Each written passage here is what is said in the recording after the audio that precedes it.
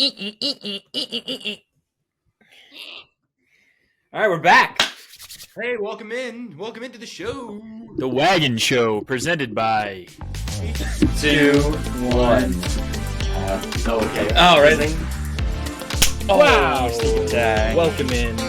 We're back, We're so baby. bad. I missed you. Missed you too. I know. I didn't have anyone to hang out with. No. Here. And you are having a tough time. What the f-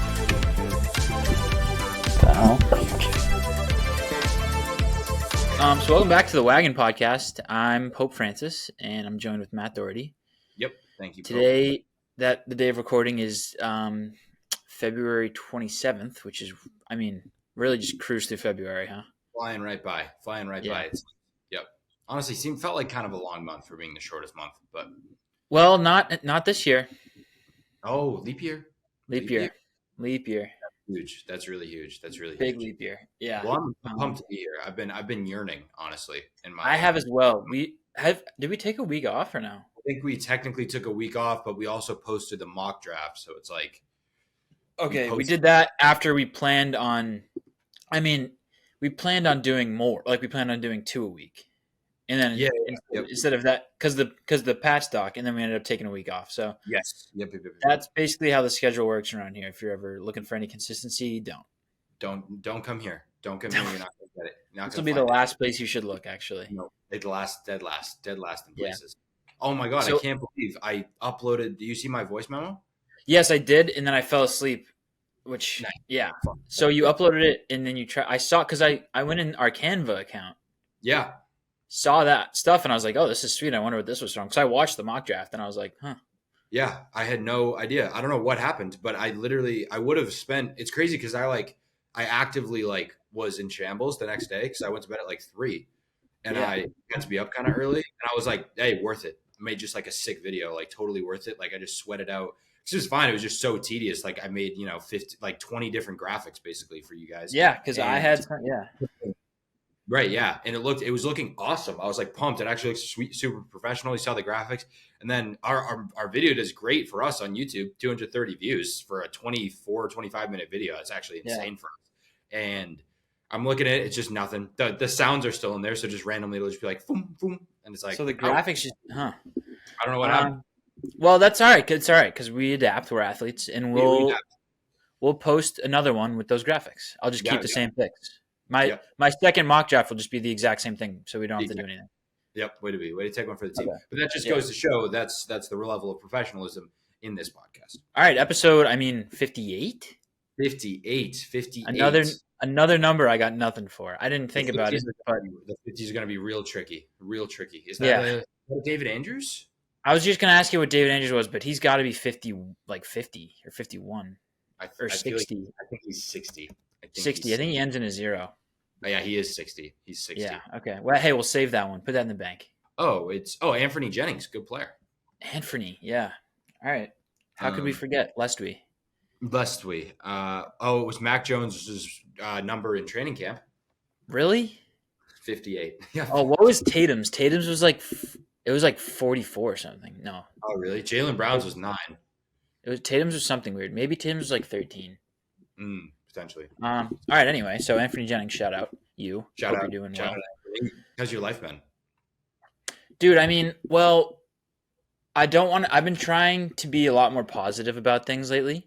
Hell yeah! But to start off with that, I will say my dog was put down this morning. Oh my god! Officially, huh? Yeah, which we talked about him living forever and escaping the death monster. It was a long time coming, so I'm not too crushed. Obviously. Right. I'm sad because it's been 14 years. That's ever since I've had memories has been with that dog. Yes. And so I look at it like my childhood is just moving on. Yes. Which that's really the sad part. Right. That'll get you.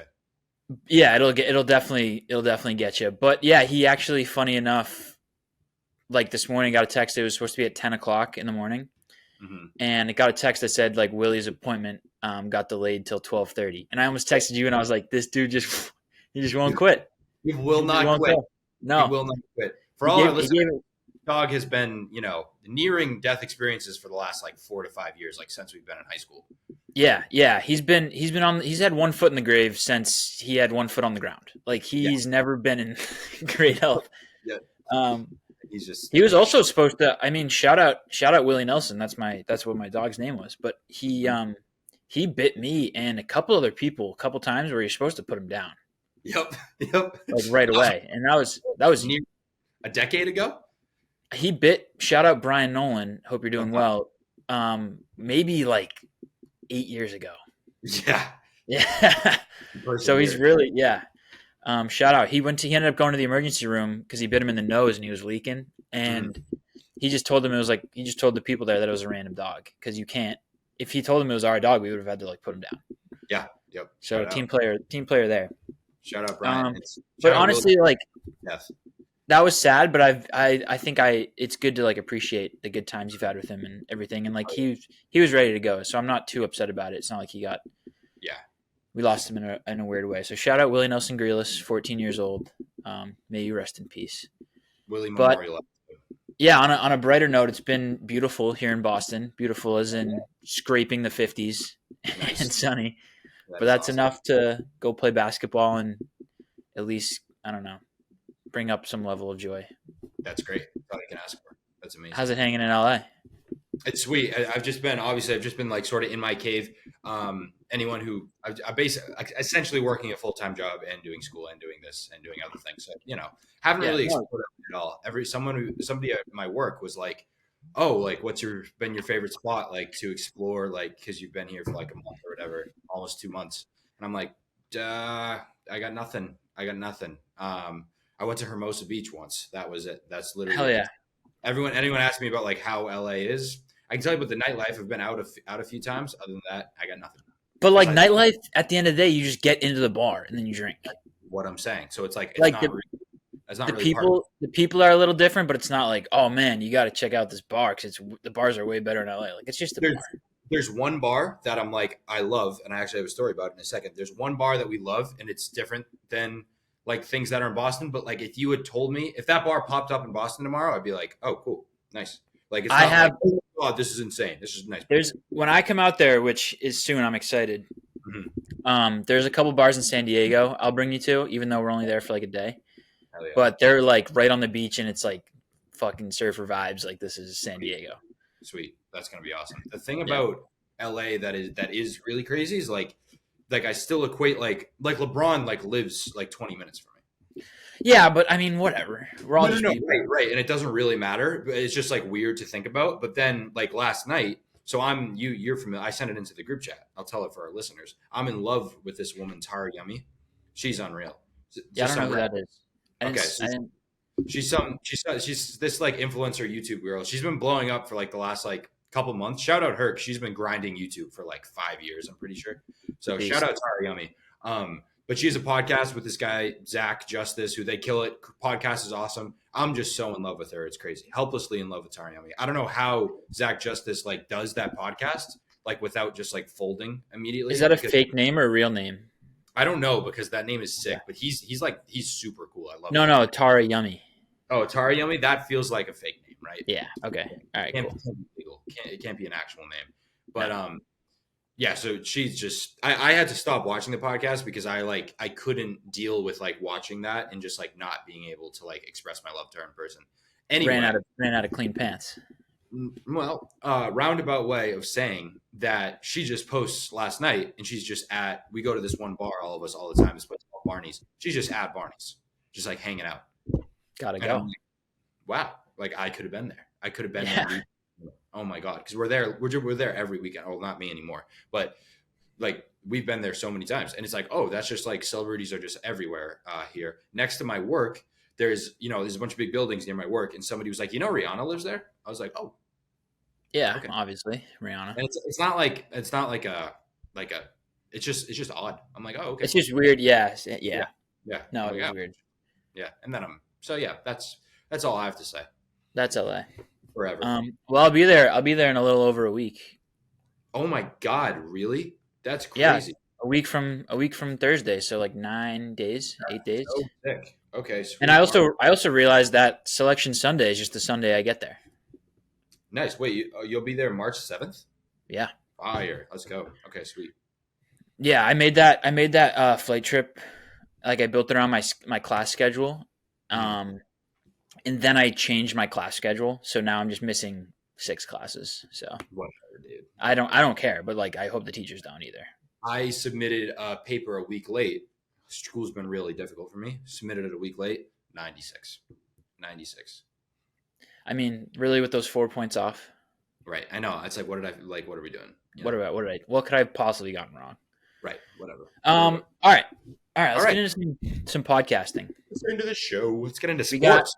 We got a little Boston sports update for the people. Yeah, I know they need it. And then we're gonna work into we'll talk a little Pat's doc at the end of that. And then at the end we got some good agree disagrees, I think.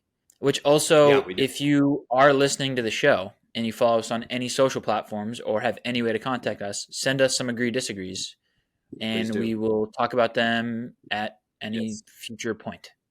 Ad nauseum. And we'll also shout you out and give you $5. Yes, we will. We'll pay you. Cool. We'll pay you. You're employed, and we'll send you a W-2. Yes. You'll be taxed. Yeah. All right. You want to start with some quick Red Sox news? I don't know. I've been feeling the main thing that's been making me feel like spring is in the air is the Boston Red Sox just playing baseball again. I don't care. I mean, they've been winning games like preseason games, spring training games, but like anytime baseball is back and I open the score app and the Red Sox are at the top of the screen, it's like baseball is summer. Baseball's warm weather. Baseball's happening. I don't have to be depressed about the winter anymore. Right. And it's awesome too because you watch it and they're in sunny Florida and you're like, oh, this is just, the Boston, you equate Boston to this is like where I live.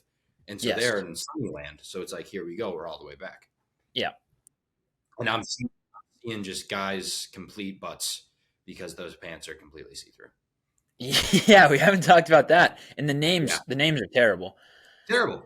It's again, it's one of those. It's like, how did that get through 200 employees and nobody was like, "Hey"? There's so many. Like the picture, you can't be seeing people's dicks. You know what I mean? Like you can't. You can't do it.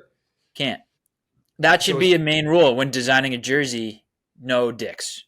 Right. The incompetency, the level of incompetency in the world never ceases to amaze me. No, and like, what if it rains? I mean, what if it rains? Rains all the time. Again, like how many, that's Nike and Fanatics, two massive sports merchandise companies. How many hands, how many eyes went through those uniforms?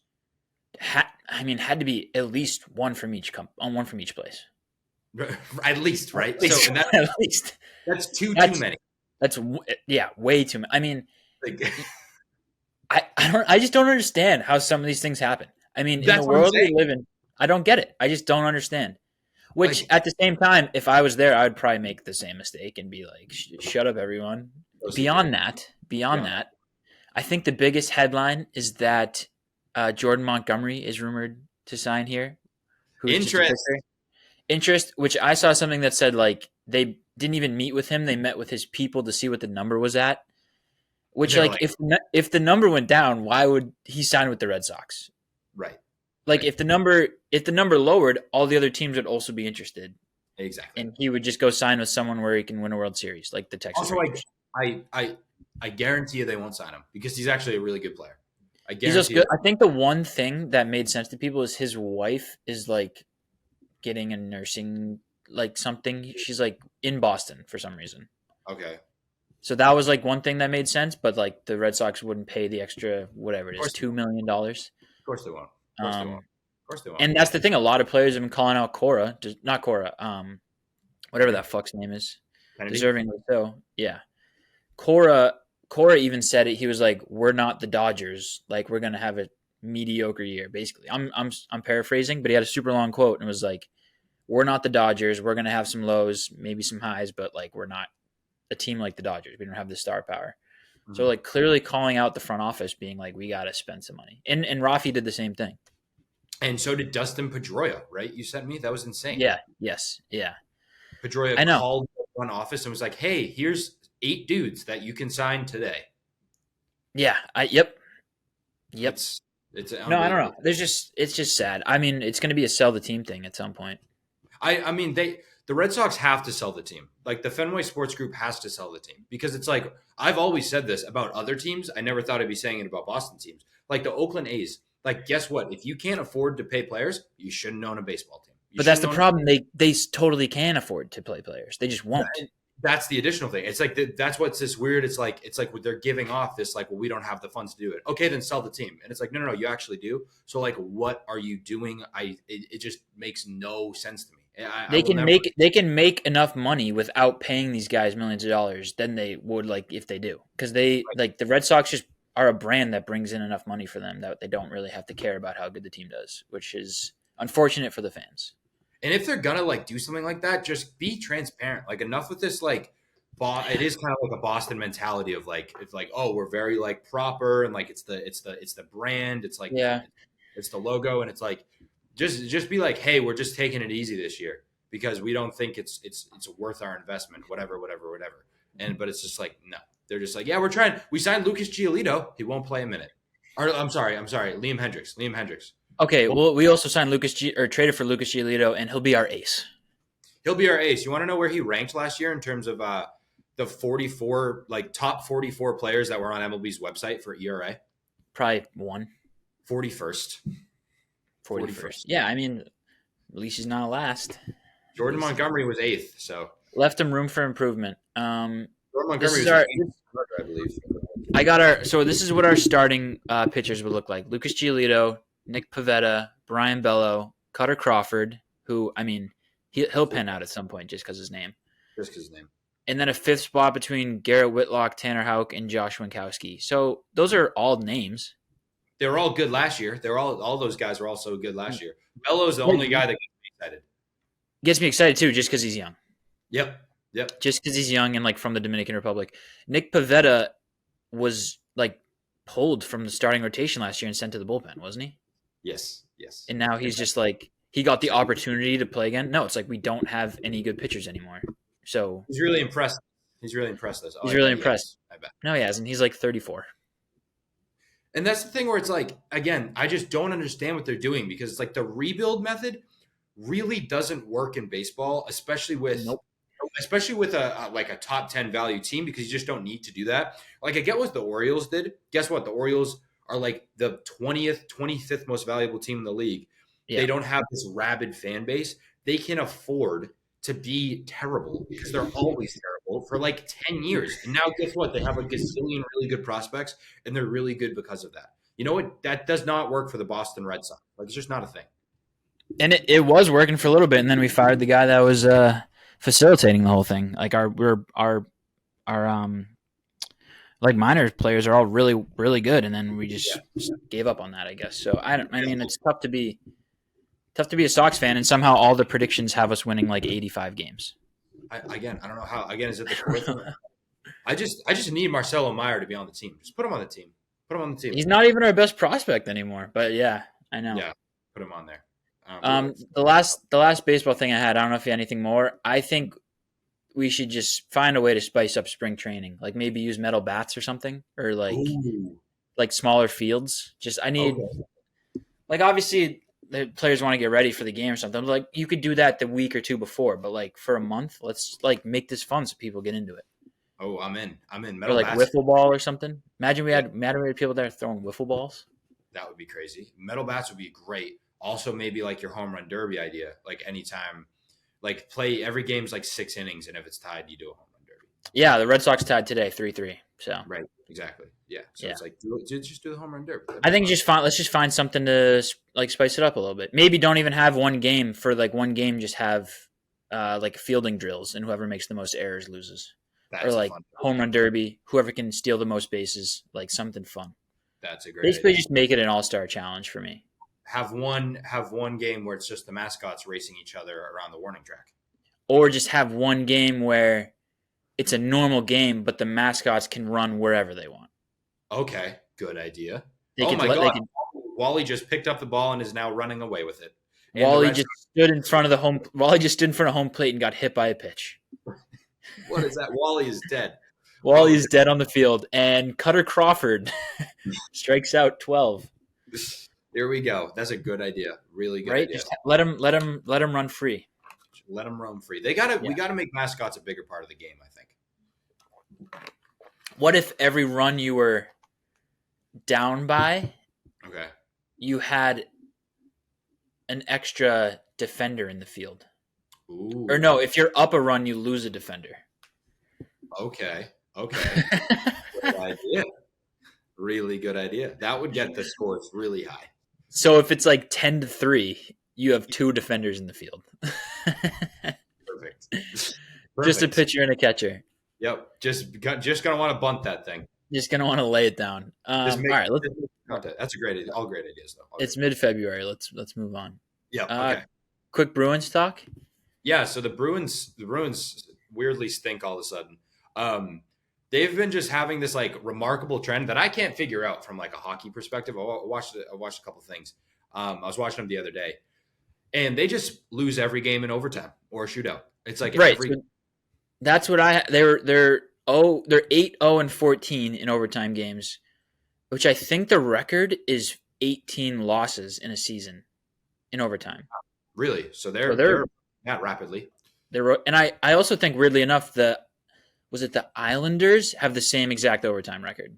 They do, yeah. They do. They're like something's in the air, but it's definitely a problem you want to address. Because I looked today, I was like, surely they have the most in the league. The Islanders weirdly also have 14 overtime losses. So, yeah, weird. No, it's weird though. I've never, again, hockey is such like, it's not, but it is kind of like a super random sport just because of the way the sport falls, especially in sudden death overtime, right? But it's like, at this point, I mean, they're like, in the last 6 games, seven out of the last 8 games they've gone into overtime. They're 2-5, and like they've lost 3 straight in overtime or the shootout. And so it's like at some point this seems like a thing that we need to address, Jimbo. But I don't have the solution, that's for sure. Maybe just get him out of the way now. And then come playoff time, we'll be due. It's the do method. That's the positive take that I'm kind of in on. Is like, it's the reverse of last year. Last year, not a single thing went wrong for us in the regular season. Let's face some adversity here, especially with these young guys. Let's show these young guys, hey, things aren't always sunshine and rainbows. Right. Come playoffs, they're going to execute on all cylinders. Maybe we have some. Right. So is this just going to be the exact same thing as the 2019-2020 Lightning? Because they did the same thing, right? Where they won the President's, or is that what it's called, the President's Trophy? They won that, lost in the first round, and then won the cup the next year. It was like 18 or 19. They got beat by the Panthers and then won 3 straight.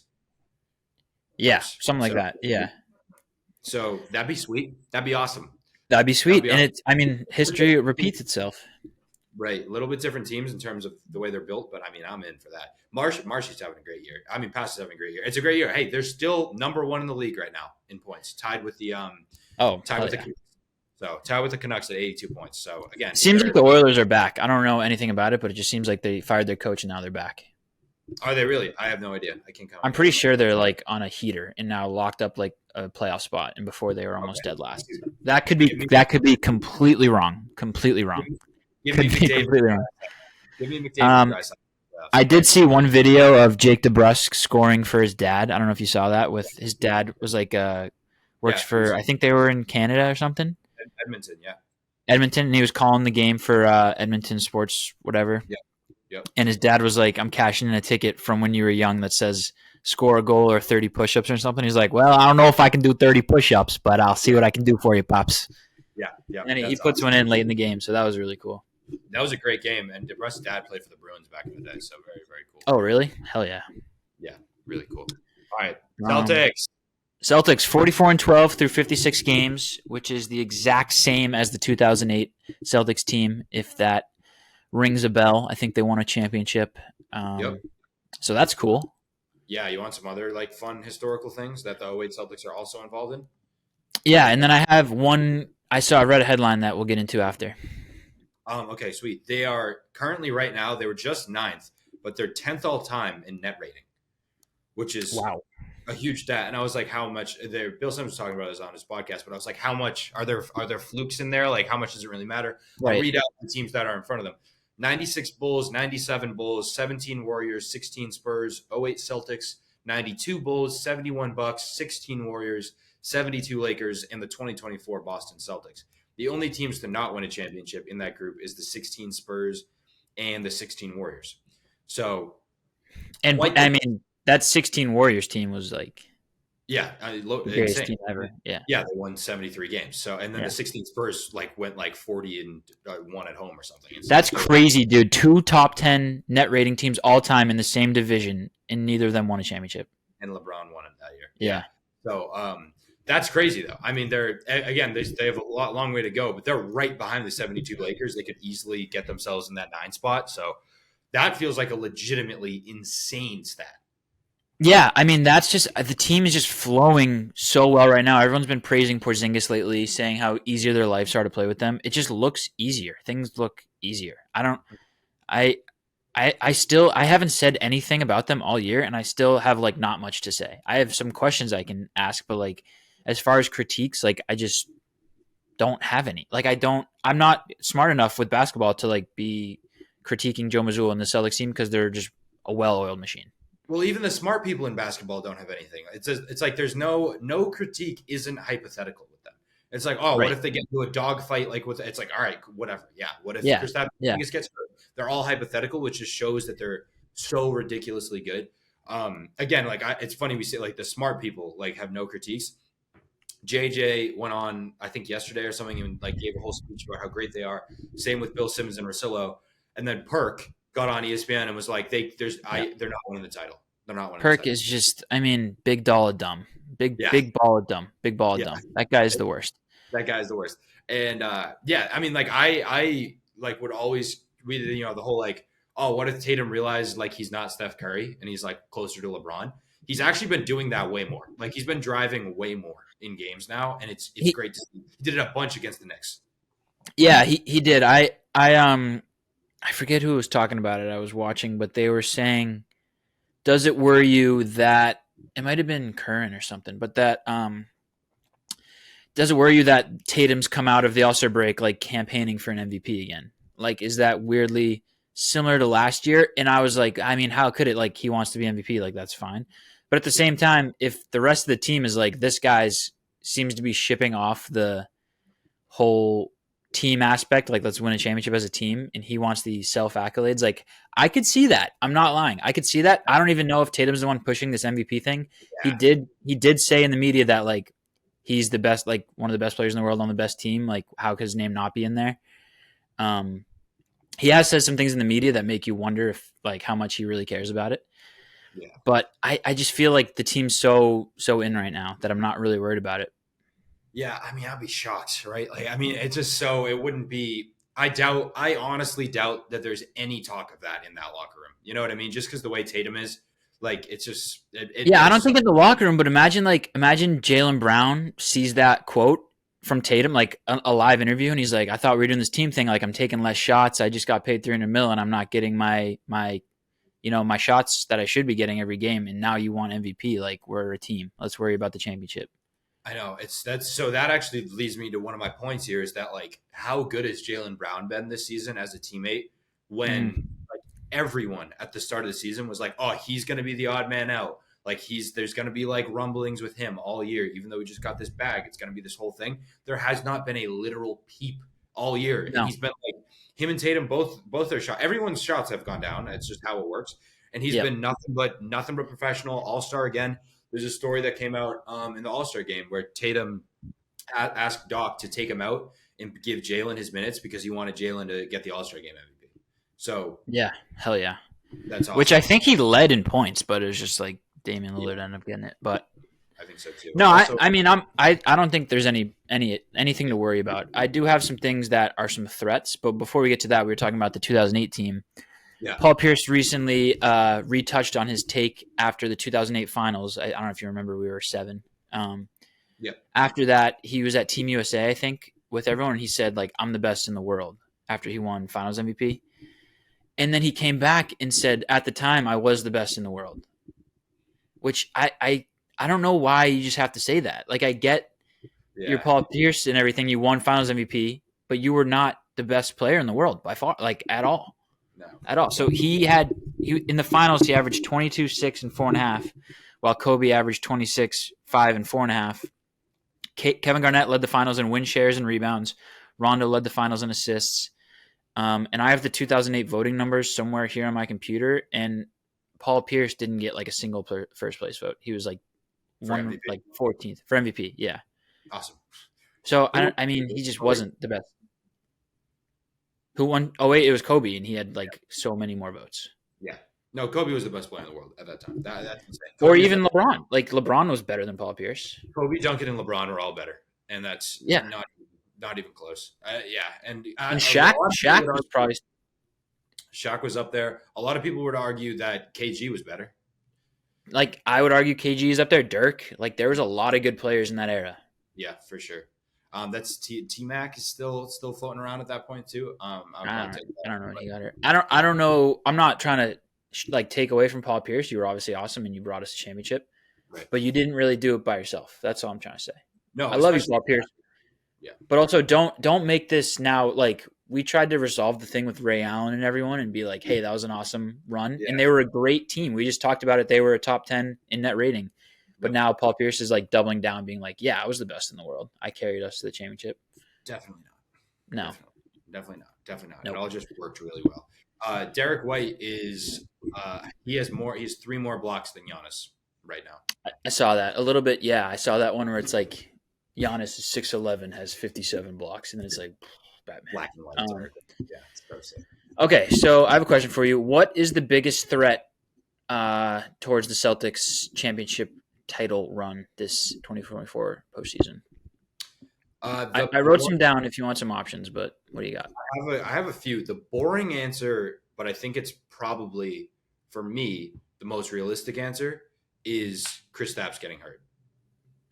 Okay, I mean, that's what I'd say is the most for me right now. Just because, like, there's certain games where like Kristaps, like he gets played, he still gets played a lot of minutes, and sometimes I'm like, just take him out. You know what I mean? Like, why is he still in these games? Yeah. So that, like that, he's such an. There's like Joe Maz does such a good job with like using him in certain situations that that's really what separates us. A bunch of other things too, but that for me, like if he gets hurt, all of a sudden we're in a bit of trouble. And we're a totally different team. Yeah, I mean that would really blow. Yeah, and just because of the history, you know, it's not like Tatum gets hurt. It's like obviously, but he doesn't have a history of injuries. So that's why he did last playoffs, but yeah, I'd say that is a fair thing to be scared of. I'm still like will never not be scared of the Miami Heat. I don't know if that's our biggest threat, but like if we lose to them, I'd be like, that makes sense. And I still like hate everything in life.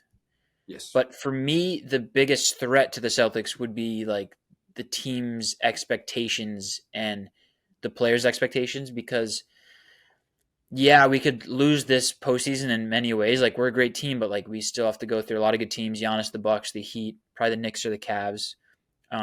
Like deal with injury issues potentially. But to me, if it comes down to a point where like Tatum has to go win a game and he can't do it, and then the whole narrative is like Tatum isn't the number one guy, can't win the big game, can't get it done, like we'll never win MVP, blah blah blah blah. That will derail our team like for the future, not just this playoffs. That'll be like we might have to trade Jaylen Brown and bring in another guy. You know, we have another year gone where Drew Holiday's getting older, Al Horford's probably gone. Like we got to pay some more guys. That could really be a problem if like there's a late like game 7 and we need Tim to step up and he just can't. Which I think he will, because he's been a changed player in my mind. He'll make the right decision, do everything. He's done it before. Game 7 against the Bucks, he's shown that he can get his buckets. But like if something like that were to happen, there'd be a lot of media slander and it could get ugly, I think. It would definitely. The pressure, and like this can happen after like one game. So like that's with the media echo chamber. It's like, what if like if we go down 3-2 against the Bucks in the Eastern Conference Finals, and like JB and Jason Tatum both don't have great games? All of a sudden, it's all this slander and all this. Like, so it's like how are they gonna bounce back? I totally see that, and like the pressure thing, just the general sense of the stakes really bothers me. Everyone being like, this team's so good, and I'm like, oh my god, just please pump the brakes a little bit. That being said, I feel better about it than I did last year, just because there's such a bigger support system around them now. It starts with Joe Mazzulla, who's, you know, in his second year and has won more than anyone ever has in his second year. And I think he's awesome. You have a guy like Porzingis. You have Drew and Derek White, who are ridiculously like somehow still undervalued. And Drew is such a good leader. So, and a vet. So with those things in mind, obviously Al's still there, veteran presence. Like the support system is so much more there now that I almost think like, will there even need to be a situation where Tatum has to like lock in and win a game? Maybe in like the finals for sure, like obviously, but like, is there a situation where like Tatum and Brown play not great and they like have to lose? Like it's not necessarily like that anymore. You know what I mean? Right. Yeah, that's kind of how the team's been built. Like Porzingis can get 30 when those guys can't get 30, and then we have other scorers like Derek White's averaging almost 16 points a game. So I agree. But yeah, I just think like if we lose in a tough way to like the Cavs in the Eastern Conference Finals or something, and then Tatum gets scrutinized, and it would just be an ugly offseason for the Celtics, I think. After such high standards, like high expectations, everything, it could go downhill quick. That's my biggest fear, I think. As far as threats, like towards winning this ring, I agree the injury thing in the Heat. Like I'm not gonna ever want to play the Heat in my life. Ever. What are your thoughts on the Nuggets? Because they still, I think they're still like, until the Celtics beat them, I'm not putting the Celtics in the Nuggets.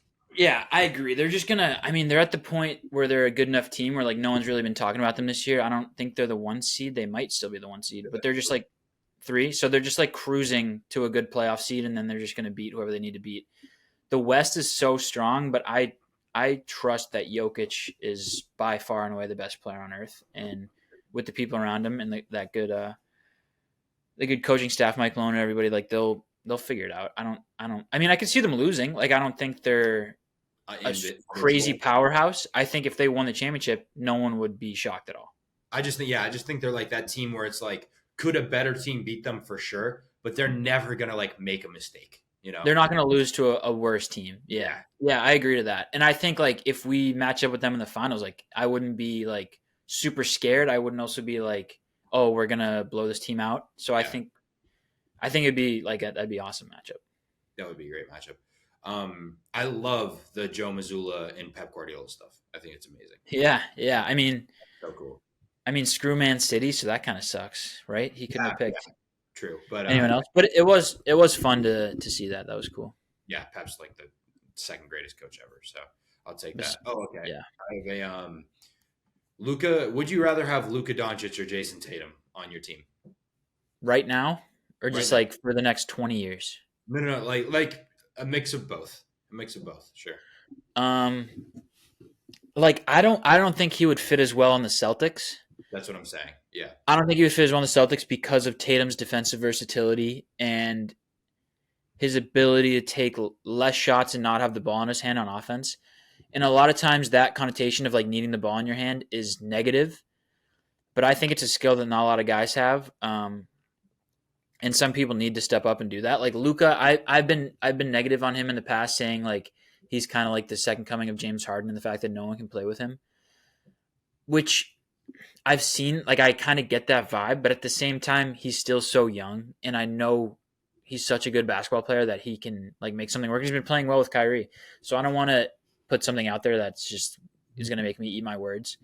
But for me, I'd rather have Tatum, that big defensive presence, can score like hell, is not as much of a playmaker, but will definitely make the guys around him better, and so will Luka. But I think it's kind of what type of system do you want to run and like basketball team you want to run, and I love the Celtics basketball team right now a lot more than I've liked any basketball team that Luka's been on. That's where I'd go. I don't know about you. I have a feeling you're gonna say the same thing, but yeah, I have the same take. I'd rather Tatum only because, like, of course, Luka's an unbelievable talent, individual talent, and you split hairs when you get to this point when you're talking about 2 top 5 guys. But for Tatum, it's like, one, I think he can do more. Obviously, Luka's a better scorer. Luka's probably the greatest scorer in the league right now. But I think Tatum can do more. Defensive versatility and really good rebounder, like sneaky, really good rebounder. And then you have things like every big player that Luka leaves Luka gets better. You have Brunson, you have Porzingis, and then like obviously the James Harden comes. He's so ball dominant, it's insane. And then you have it's like, well, like Tatum's just been a more winning player. And it's like, well, Tatum's had better teams around him. And it's like, sure. And this is my Steph Curry argument. it's like you can't hold that against Tatum because he's the best player on that team and he has been for 6 years.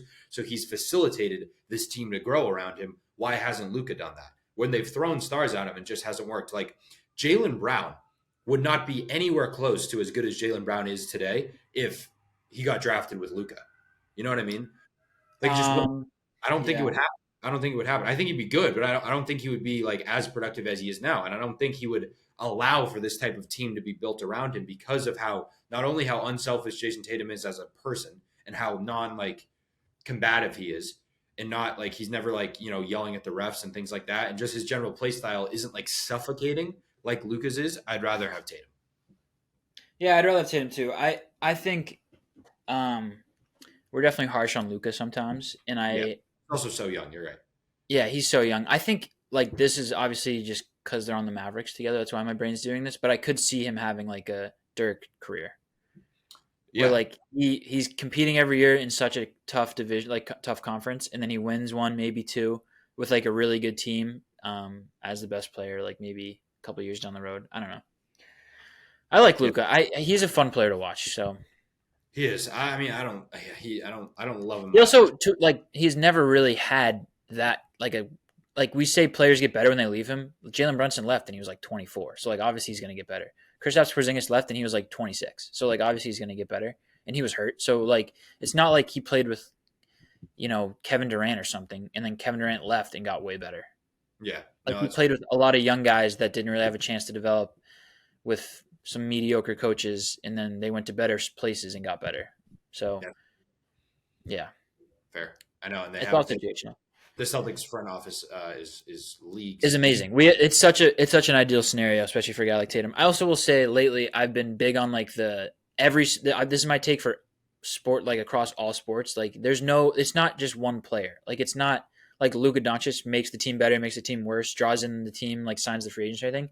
He probably contributes to making his teammates better, and some guys make their teammates worse. But like, there's so much more goes into it than just playing with Luka. Like there's 15 other guys on the team. You have many coaches. You have the front office. You have different things in your own life that are going on. Like there's a lot more factors to it than just being like, oh, Jalen Brunson left the Dallas and now is playing better. Like he's in a better spot. He's playing with all of his college friends. He's getting way more shots. Of course, he's going to average more points.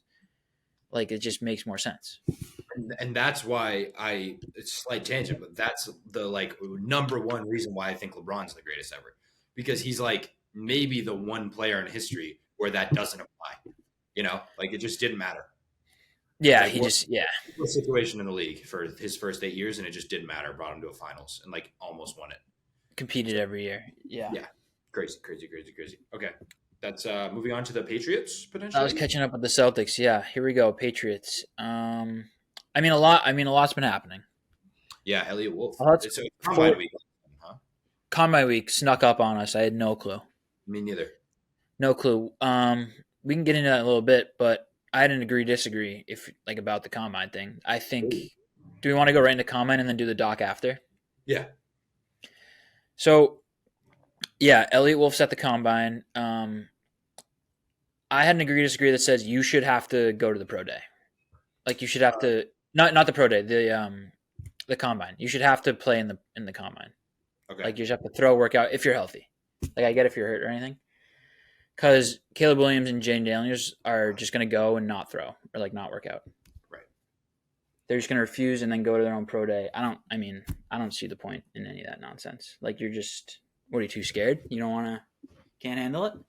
Right. No, it definitely tells me a little something about the mentality, and I don't want to be like, oh, this guy that never has played any sports anywhere close to the NFL level is just saying things about these kids. But also I'm like, Drake May's thrown, right? Like, yeah. It kind of that's been in keeping from what we've been hearing about him personality wise. It's like, yeah, dude, he's a fucking gamer. He just wants to go and play football and like be with his boys, and like everyone around him loves him. It's like, yeah, it's like making a lot out of potentially nothing, but it's like it's just like not my favorite vibe, unless you're hurt. Yeah, unless you're hurt. But I also just realized that like Caleb Williams is going to be the number one overall pick regardless. So why would he go there and like possibly fumble a football or something? Jaden Daniels, though, I'm like, go throw. Yeah, it would be cool if he went and threw some dots and then like raised his draft capital, but he's also probably going to be a top 5 pick regardless. Yeah, I guess it's kind of pointless, but I would just like to see it. It'd be cool. Yeah, me too. So Elliot Wolf is there. I don't know what you just said, but I agree or disagree. Whatever's best. Cool. Elliot Wolf is there at the combine answering some questions, being very open and honest about things, possibly taking some shots at the old Patriot way. Yeah. He's quoted in saying we need to weaponize the offense. Love it. Also quoted on saying, there's a video of it, he will have the final say on who they draft 3rd overall, which tells me that they're going to use the pick. And tells me that it'll probably be a quarterback or maybe Marvin Harrison, which I love. Yeah, he said. There was talk about like overthinking it, and then also like he very strong quarterback class. Yeah, he was all in. I mean, I'm like, I think if you're going to take a quarterback, you got to take the quarterback. You got to make sure you get the right one. But at the same time, like, I'm just excited that we're going to have either a quarterback or Marvin Harrison Jr. It seems like one of those two, right? Which, like, again, I'm not gonna be overly bummed about either. What's random thing, real quick? Like, I for some reason had no idea that Ron Wolf was Elliot Wolf's father. Yeah, I just found that out now, and I don't know who Ron Wolf is. Oh, one of the like greatest GMs in NFL history. The Packers. Oh, cool. Forever. All right. So yeah, I just didn't know that. Because it makes sense. Yeah, we knew Elliot Wolf was from the Packers. Yeah. And I'm in on that. They said they're transitioning their grading system. And now this is what you're saying, like really just taking a kind of direct shot at the old Patriot way. Like he was kind of like, yeah, it used to be more like role based. And it's like, yeah, that makes sense. Like drafting a guy like Kyle Duggar out of Lenore Ryan. It's like, yeah, well, he fits the role. Yeah. And he's like, it's going to do it more on like ability based and like stuff like that, like we did at the Packers. And I'm like, well, name me 3 teams that have drafted better than the Packers over the last 20 years. I don't think you could, besides maybe the Steelers, right? I was just going to say the Steelers. Yeah. Is that it? Cowboys draft pretty well. Like that's past 20 years, the Patriots. Yeah. You can past 20 years. Sure. I mean, again, like they're at least in the very upper echelon. So I mean, they're good. Yeah. I've kind of like, obviously I have a gazillion different takes with the quarterback thing. I haven't decided between Drake May or Jaden Daniels. I'm definitely leaning Drake May, but I just cannot get JJ McCarthy out of my head as a quarterback. I don't know, something about him. I don't know if it's the Michigan thing or what, but I'm like, and this a month ago was much more realistic, but like Marvin Harrison and JJ McCarthy, like I know. I'm like, damn, that would be really cool. There's something about JJ. I'm like, damn, I think this guy's gonna be really good if he sits behind a guy for a year and is in a half decent situation. Yeah, what if we bring in Jimmy G, draft JJ McCarthy in the 2nd round? And now Marvin Harrison. What's wrong with that? I love it, dude. I kind of love that. I kind of love it too. I know. The fun thing is there's so many different avenues we can go down and so many different options now that we are pretty much going to wrap up a quarterback or Marvin Harrison Jr. Yeah. That we know, like there's a bunch of different avenues where we can be excited about. Like there's not really any of them that would be like, oh, this is dumb. Yeah, no, exactly. They're all cool. Yeah. What's unfortunate is that Daniel Jeremiah has JJ McCarthy going 8th overall. So he might just climb all the way up. There certainly will be one guy at the combine that comes out and just lights it up, and it feels like it could be JJ McCarthy because he doesn't have a ton of college tape that like we know he still has a cannon, like he's a good QB. So it wouldn't surprise me if he comes out there and just lights it up. Yeah, exactly. But I mean, I just can't. Ooh, and I work with a diehard Michigan fan, so he's always he's got to be the best. He's saving you up. He's like, dude, look at like all these guys, like they all have like a special personality to them. Like JJ has that special personality. And it's like, no, I kind of agree. Yeah, I don't know if I'd want JJ if I'd want him like meditating on the field before every game. I don't know if I'd be in for that. It's kind of cool, but also like if we go 4-13 in the first year, not that cool. Way less cool. Yep, becomes increasingly less cool. And if he's like meditating on the field as a backup quarterback, like not that cool. Again, might be a little odd. Yep. Watch Big Kirk go out there and sling it for us. But regardless, it'll be fun. Okay, documentary. Yeah, it's been crazy. So the first 4 episodes have come out. We haven't chatted on them. Mm-hmm. I just have a bunch of notes. I don't know if you want to go episode by episode or just kind of. I just put mine up by like pros and cons, basically. Okay, I literally just made maybe 15 bullet points on things that are cool. Well, first thing I'd like to note that I have lived through more championships than you. Yes, you have. You saw. So we'll watched it with my own eyes. So I'm built on more of that. I have more championship DNA than you. Okay, nice. Good to know. First of all, I think this documentary has been, for the most part, amazing, and I've had such a good time watching it. Amazing. It's been so good. My second note was that we would have made a documentary this good if it wasn't for COVID. I totally agree, and somehow the drive getting dropped. We won't say how. Weirdly enough, I don't remember that. I know, so that was a huge thing. All of our footage mysteriously vanishing. Very, very strange, but yeah. That was crazy, dude. I dropped for context because no one's going to know. I dropped a hard drive that had we were going to build the most insane documentary for our high school football team that went to the Super Bowl and lost. And I dropped our hard drive that had 90% of all footage on it. Interviews, like photo, audio from the same. We went to Gillette to film. We were on the field, maybe the coldest day of the year. Yep. Coldest day. And I dropped the drive like right before we started editing. And we lost everything. But then the next day it was like COVID. So I was in the clear. That was actually huge. Yeah. That was huge for me.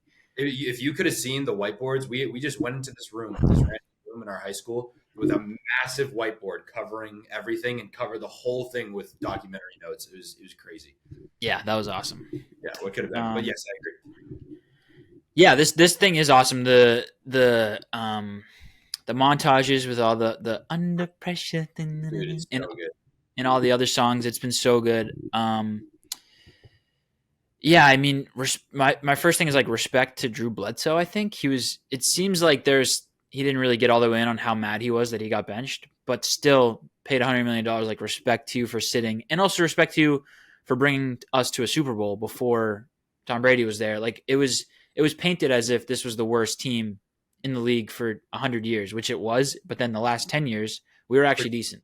Yeah, like we had a really good defense, and Drew Bledsoe brought us to a Super Bowl. Mm-hmm. It seemed like Tom Brady came out of nowhere and just kind of brought us to the first ever playoff game, but that was not the case. Not the case. I know it's crazy. Like, the defensive core, low key, like went to like 5 Super Bowls, like the 97, 01, 03, 04, and then 07. Like that's crazy. But you don't really think about 97, especially because we kind of got killed. But no, Drew Bledsoe is a hero. I mean, that guy is. He comes off so good in this documentary. Brewski had like maybe the quote of the documentary where he's like, the Patriot way started with Drew Bledsoe, and it's like that's such a perfect like cinematic way of putting it, where it's like this like sacrificial lamb almost. And then he comes back. Like the first season, the 01 season is really like just pure cinema. Like, he comes back in the AFC Championship game. I know. Plays really well and leads us to a Super Bowl. Like, at it being so cold, like cold as ice, comes back in and clutches up for the biggest game of his career. Like, and the Snow Bowl, like that was, my dad was there. My dad was there and said that was like that was the quietest he's ever heard like anything ever, was when that kick was in the air. Oh my God. And like crazy. So that stadium, like, and Vinatieri, you can't even see the ball. Vinatieri just nails it. Nails it. Like, 47 in the snow. Last ever game at it's like none of this could have happened. This could have all stopped before it started. And it's like Tuck rule was awesome. And then Brady's just like, I didn't fucking write the rule. It's like, yeah. I'm like, fair, dude. Fair. It has been awesome to see Brady like actually seeming like a normal person in these interviews, and also early in the documentary, just like grabbing beers with the guys, like hanging out at Ty Law's house that he bought, acting like a normal person. It's also cool. I think we're getting this like subtextual, subconscious version of Brady talking about those years, because in those years he wasn't really anybody yet, and he was just like a young kid. So he kind of reverts to that, I think. Like when I guarantee when he starts talking about like 14 and the Falcons Super Bowl, it's gonna be like way different. You know what I mean? Like all my like older brothers. You know what I mean? Like, it was the whole vibe will be different, because it's same with Belichick. Like I wrote down that I really would have loved to live through those first 3, like experience them at someone my age now, because it seems so much more joyful. It wasn't like the evil empire. It was like, wow, we actually did it. We pulled off a Super Bowl. Wow, a dynasty. They're so cool. Someone called Brady like the greatest ever in like 07. I was like, oh my God. I know. And even the rise of Brady, like he won that one Super Bowl as a backup quarterback, and then won like an SB and like was on the cover of magazines. It was in Bush's box in the State of the Union. That's crazy. Yeah, I know. But that was after one. That wasn't even when they won in 03. And so clearly that happened quick as hell, like the explosion. And then they really breezed over the second and third Super Bowl, which wasn't my favorite. But that's a con for me for sure. I get it from a documentary streaming storytelling perspective. Like something had to be cut because there was so much, I guess. But it's like I'm pretty sure they went like 14-2 in 2004. Like it's one of the greatest teams ever. And that Super Bowl yeah, is crazy. Terrell Owens was playing on a broken leg and almost beat them. Like, so. yeah, I think that was the back-to-back years. They won like 18 games in a row or something, or 20 games in a row. Yeah, it was something crazy. It was crazy. And they just kind of breezed through that. And then you also forget, like, they lost to the Broncos in 2005. Like, Jake Plummer was the quarterback of that team, and Mike Shanahan was the coach. Like, just randomly. And then obviously, like, 2006 was famous because they blew that great lead to the Colts. And then, I mean, if we want to get to 2007, that was the episode 4 was unbelievable. Unbelievable. Yeah, before we get there, I one other thing I wanted to touch on that no one really thinks about anymore.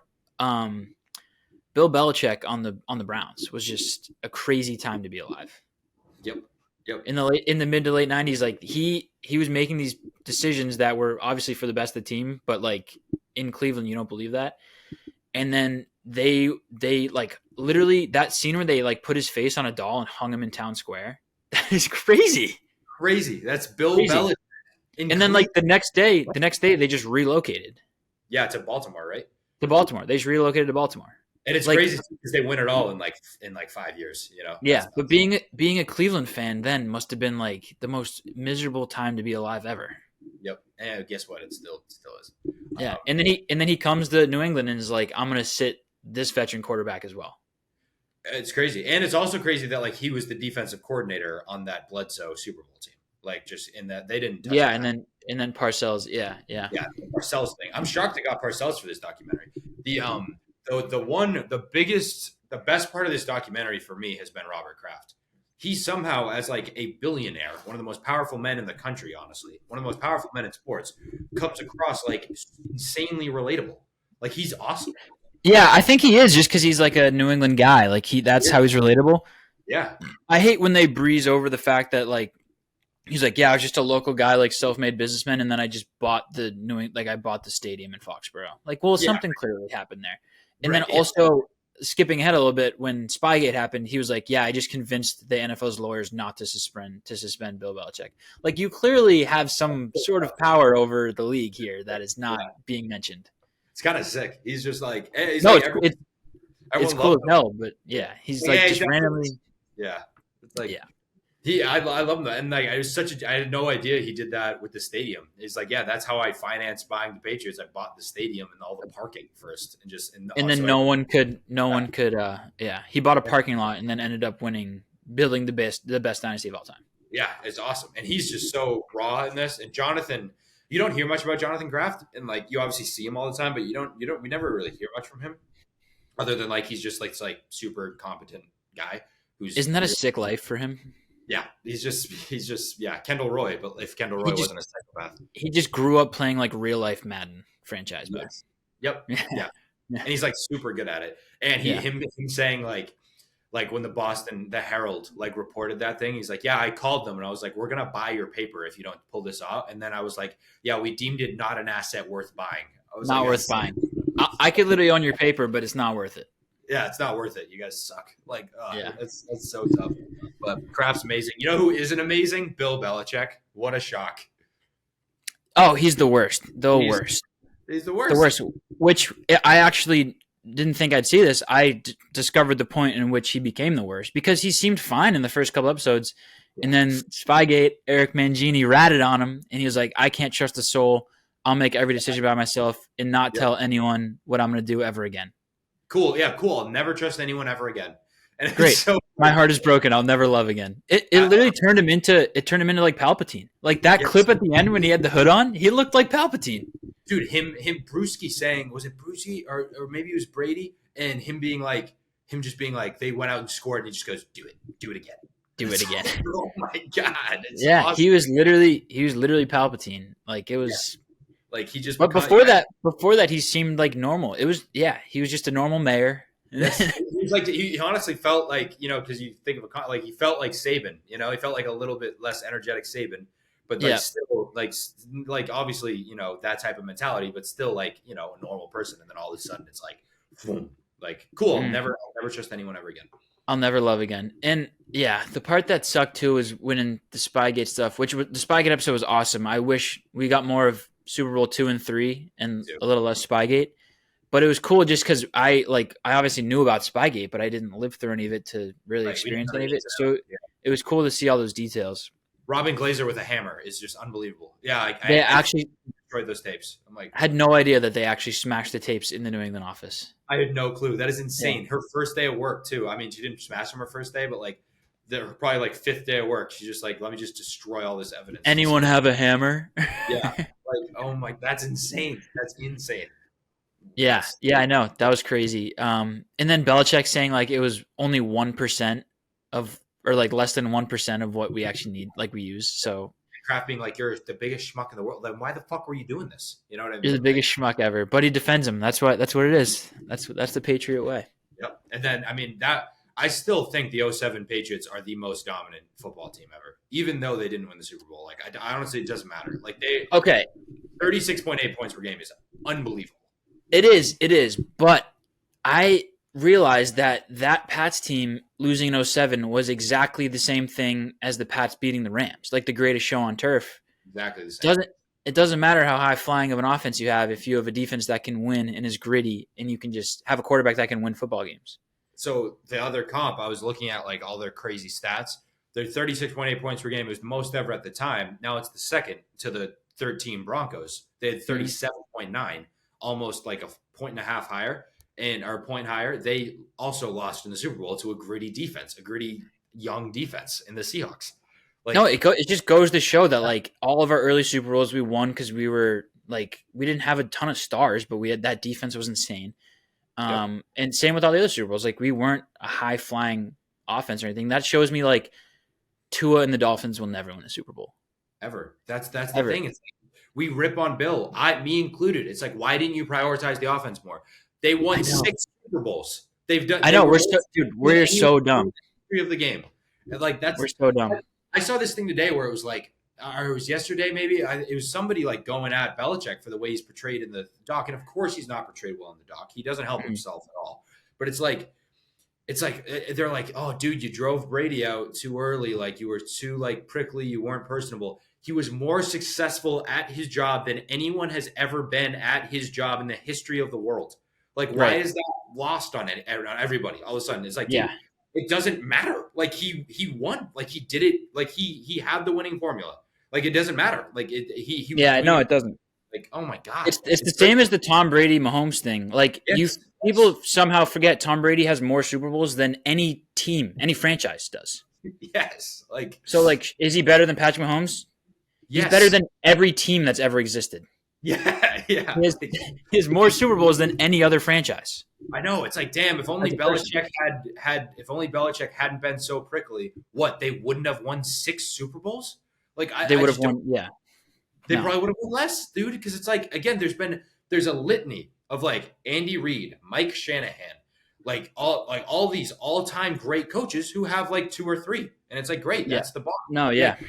And guess what? Belichick wasn't that guy, and guess what? He won 6.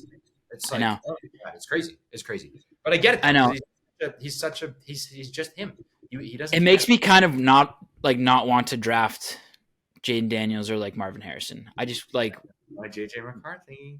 Yeah, but like for real, like it shows that majority of these teams that win games are like really tough, gritty on defense, like can manage the game and then can win on the last drive when they need to. Like that's how you win Super Bowls. That's how your quarterback's a great locker room guy, a great leader, and he's not going to take sacks or throw interceptions. Right. Yeah. Like right. You know, like that's just what it is. That's what like JJ McCarthy. So, but that being said, you're allowed to say you like JJ McCarthy. You're allowed to say that. You don't have to be. You can say that. Contentious. It's so contentious. I love him. It's not though, because everyone's got to have their guy. Yeah, I think he's my guy. Unfortunately for JJ, this means he'll never play a snap. He'll be terrible. No. Yeah. The 07 Patriots beat their first 8 opponents by a combined 204 points. That's an on average 20 and a half points per game. They beat opponents.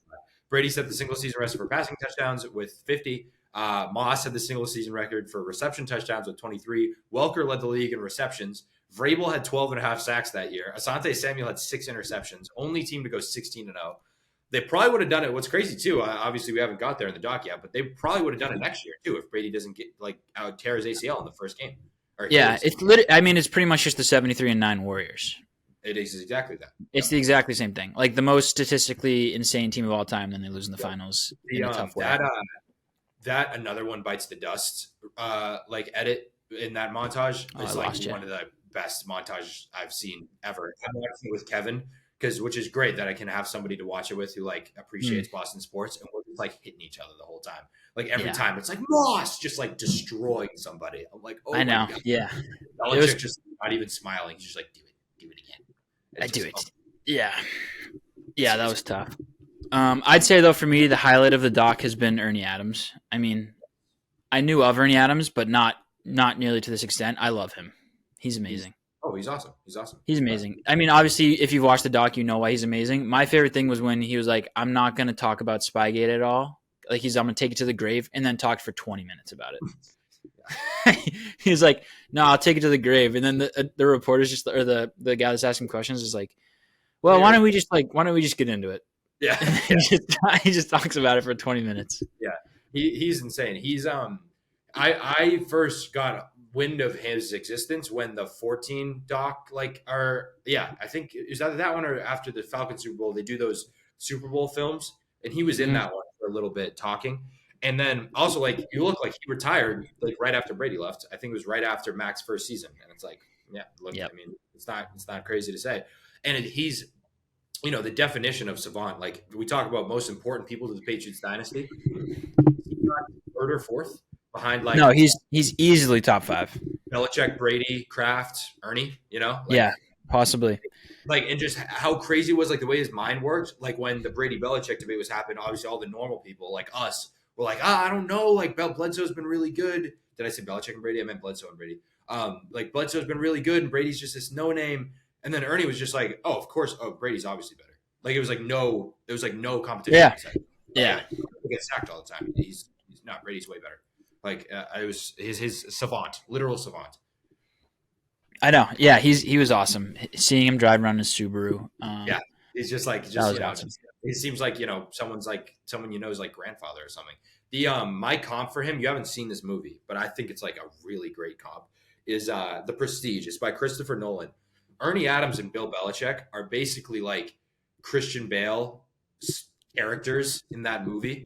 They're it's a movie about magicians, and there's 2 magicians. It's Hugh Jackman and Christian Bale. And Christian Bale's character always has his assistant next to him. This guy, I forget his name, but he's he never talks, but they're always just talking in private. And his whole thing is he designs Christian Bale's acts. That's the whole thing. Okay. They're always just scheming in the corner basically, and you never really hear from that other guy. He'll always just waddle away kind of, and then Christian Bale will just do the most insane acts. You know what I mean? And I'm that's Ernie Adams and Bill Belichick. That's literally them. It's crazy. You always just hear them scheming. Ernie will go waddle away to his cave, and then Bill Belichick gives it to the team. But it's crazy. That's awesome. I gotta watch that. That's awesome. It's a great movie on The Prestige. Okay, I will add it to the list. But the documentary has been amazing. I thought the addiction stuff at the end was kind of weird, but then it obviously tied into the Spygate thing. Yeah, it was. I thought it was kind of cool, and honestly, anything Brewski says, I'm in. Yeah, he's awesome. He's awesome. Yeah. Pioli's really good too. I'm surprised they got him. He was who was that? His Scott Pioli. He's that bald guy. Oh, yeah. The VP. He was third or fourth in command, forever there. Which is really cool. Also, something I was looking at, again, not important, just something that I noted when I was looking at Wikipedia pages and stuff like that. Nick Caserio, current GM of the Texans, was the GM of the Patriots. All those the second tier of the dynasty, basically, even though, not really the GM because Belichick was the GM, but director, basically what Elliot Wolf is now, Nick Caserio was.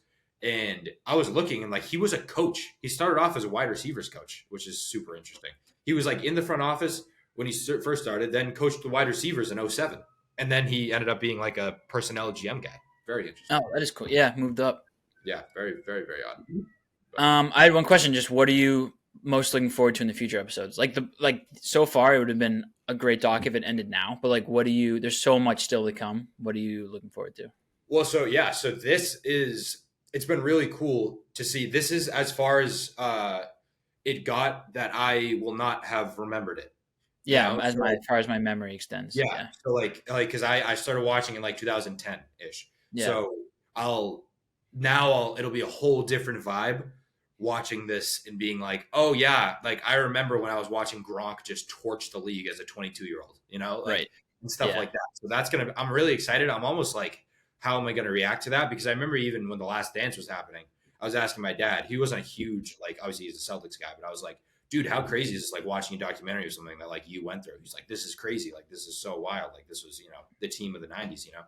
And so that's going to be very, very interesting. Because I mean, have we really had that? Like, not really. Like, because it's been so not a ton of documentaries other than like the ones that come out like Full Swing or something that are like right, yeah, year like after year. The current ones. Yeah, right? but no, as far as like things that have ended, no, Yeah, not a ton. Yeah. It's going to be really interesting. I'm pumped about it. But yeah, it's going to be so like, how are they going to describe the Seahawks Super Bowl and like Deflategate and shit like that? Like that's going to be. I know. I hope that I hope they don't skim over like any like, of the other Super Bowls. I know because they've done it once. I hope they don't do it again. I don't know what they'll do with the Hernandez stuff. Oh, I guarantee you they'll spend a whole episode on it. I know. I think we still got 6 episodes, so there's a lot to do. Yeah, what's interesting about the Hernandez stuff too is like, obviously, but like no one said anything about that when it happened. Yeah, like, nothing. Like nothing. Like remember that there's that famous clip of Gronk, like 24-year-old Gronk, who everyone gives is like this dumb like party animal. They ask him on an interview and he's like, I'm leaving. They're like, I'm not saying anything. And he just gets up and leaves. And like Brady never said anything either. So I wonder like if those guys will start saying things. Also, like I know Edelman's in it and like Gronk's in it. Like it's gonna be really interesting to start seeing. I'm excited to see Edelman. Yeah. Yeah, me too, because apparently he doesn't remember what he said. So what if they're all like, yeah, we all had sex with Aaron Hernandez? Now that would be a revelation. It'd be insane. I think there'll be what's your guess? So there's 6 more episodes. There's what, 3 more championships. We'll get a full 28-3. That'll be a full episode. Full Hernandez. There'll probably be a full episode on like the end of things. I bet there'll be an episode on I bet 2014 will probably be 2 episodes because remember the beginning of that season, it's like they go 2-2 and everyone's like Tom Brady sucks and all this. So and then Deflategate and then the Seahawks Super Bowl. So that'll probably Deflategate will be a full episode.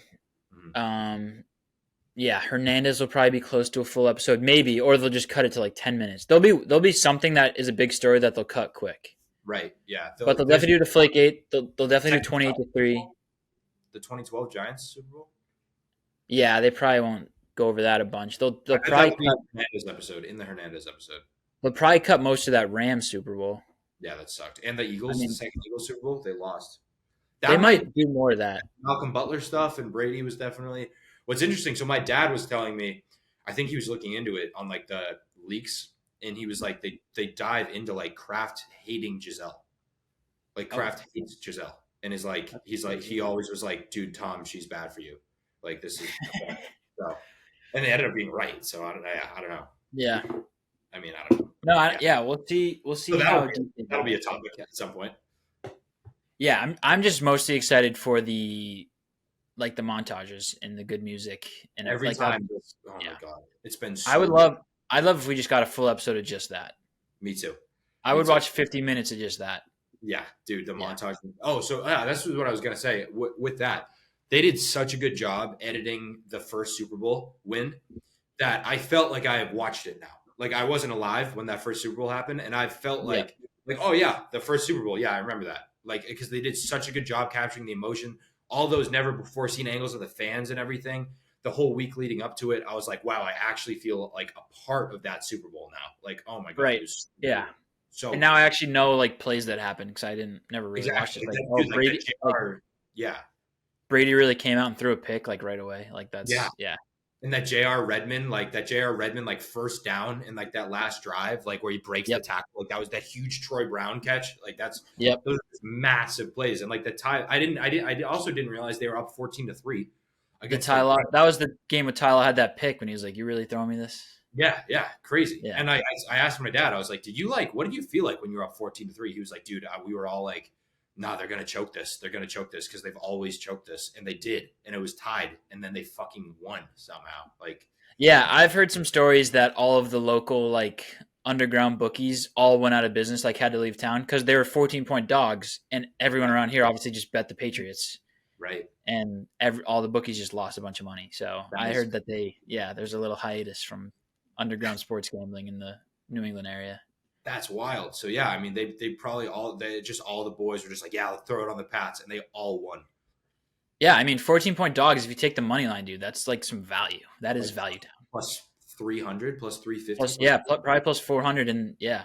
Oh my god. In the NFL, 2 scores is crazy. Crazy. That's crazy. In any game, never mind Super Bowl. 07, they were 12. They weren't even 14. I would have told you that was that under was a lock. Yeah. Whatever it was, it cashed, and that was a lock. Yeah. That's for sure.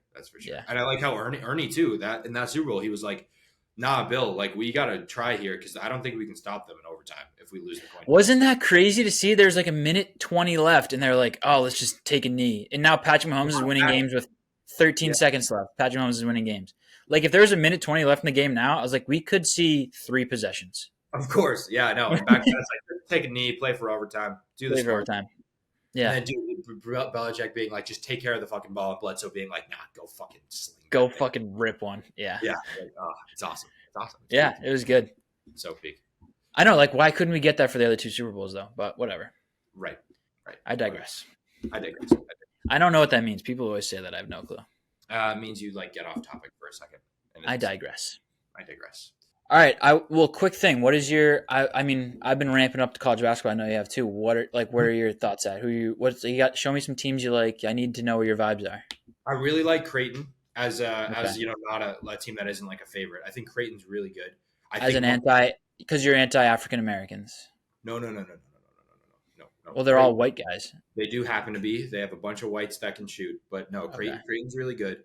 I love Marquette as well, which now they're climbing up the rankings, and they're like, I'm pretty sure they're like top 5 now. Oso Ighodaro on Marquette is like a dog, and they have this other kid on Marquette. I'm forgetting his name. He's a really it's like Anthony Jones or something. He plays just like Ant Edwards. He's like a poor man's Ant Edwards. They're once they get going, they're so good. And like Oso Ighodaro is just like I feel like a player you want to have heading into the tournament. Like he can guard all 5 positions. That type of player. I love Marquette. But like as it pertains to favorite, I haven't watched much USC. I've just been Big Ten and Pac-12. I haven't and Big East. I haven't watched much UNC. I assume they're great. Arizona is going to be tricky, like Caleb Downs, because Caleb no, that's not his name. Caleb Love, not Caleb Downs. Caleb Love's like a dog. But UConn is so fucking good. UConn's so good. UConn's so good. One of my greatest degrees is UConn a blue blood, and we can get into it later. But like they just are. And Klingon's so good. They're so good. They have such a good, well-rounded team. So you're just into the Big East. They all won. They were all year. Yeah, I am. I guess those are all Big East teams, huh? Yeah. Purdue. You know who I'm not in on? Purdue. Out on Purdue. Out. So I couldn't be more out. Although I will say, if we're doing the history repeats itself thing, they lost to a 16 seed last year. Virginia lost to a 16 seed a couple years ago. Then they won the championship the year after. Right. But I just don't believe in Zach Edey ball. Don't trust in Purdue at all. He could get 5 fouls in an instant. Yeah, like that's I've been like listening to a lot of college basketball like people talk, and they're just kind of like, this is the year. Like it keeps getting worse and worse that anyone can beat anyone. Like if the 50th team in the country beat the first team, no one would be surprised. If there's no 1 seeds left in the 3rd round, no one would be surprised. UConn got beat by who was it? Who beat them the other day? It was insane. Creighton. Yeah, Creighton beat. Yeah, and like Creighton's a good team, but like, I thought UConn was unbeatable, and then Creighton lost like the other day. So Purdue lost. Purdue lost to, and then like Duke lost to Wake Forest at home. No, that was on the road because the court storm thing. Yeah, court storm. Yeah. So what's your take on the court storming stuff? Oh, dude, I think fucking get like storm the court as many times as you want.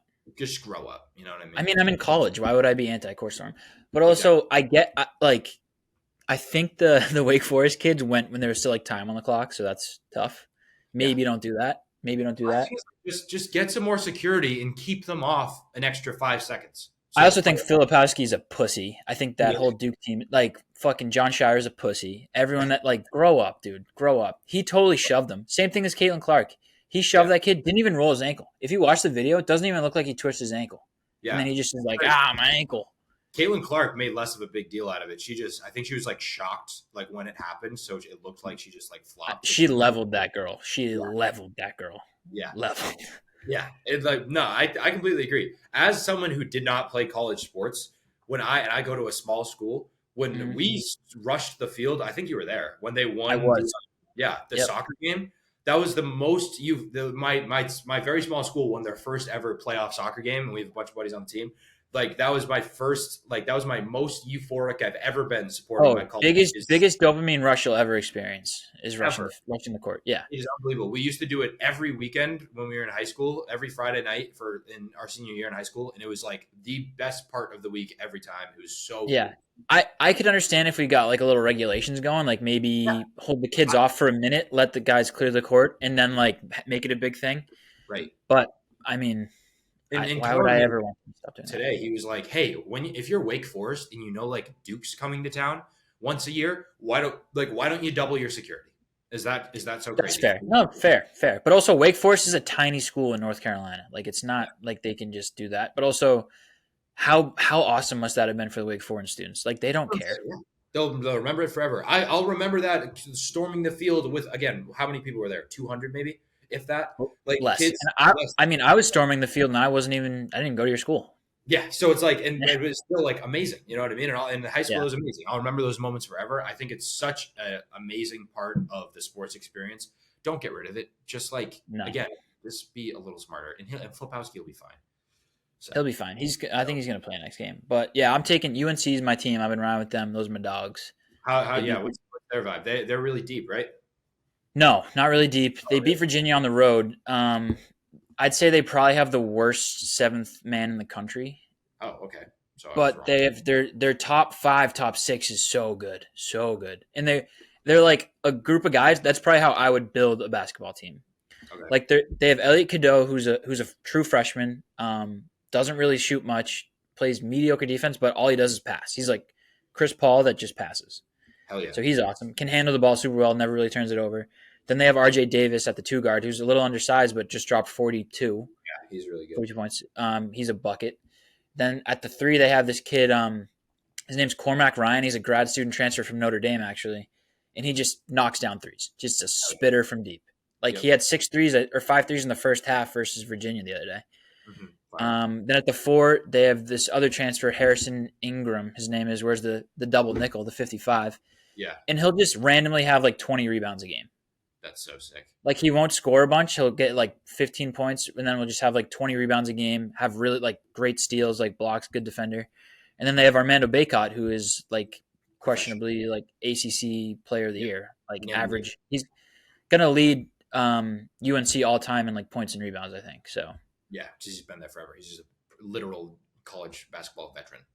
Yeah, he's actually he is. He's a grad student technically, so he's in like his 5th year. But that's like how I would build a starting 5 probably.